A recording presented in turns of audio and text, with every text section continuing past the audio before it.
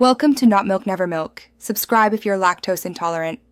In this video, I will explain how to use APA format in WPS Office. We'll cover everything from setting up your document to creating a perfect reference list. Mastering APA style is crucial for academic success, ensuring your papers are professional and credible. By the end of this guide, you'll confidently apply APA guidelines using WPS, making your research shine. Let's dive in and transform your writing. First, let's set up your document correctly. Open WPS Writer and navigate to the page layout settings. Ensure all 4 margins are set to 1 inch.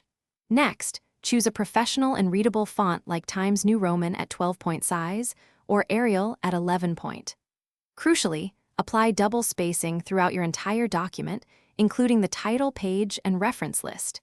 These foundational steps are vital for an APA-compliant paper. Now let's tackle citing your sources. For in-text citations, use the author date format, placing it after any direct quotes or paraphrased information. At the end of your paper, create a dedicated references page.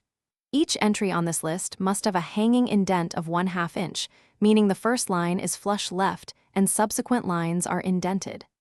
Accuracy here is key for academic integrity. Finally, let's refine your document.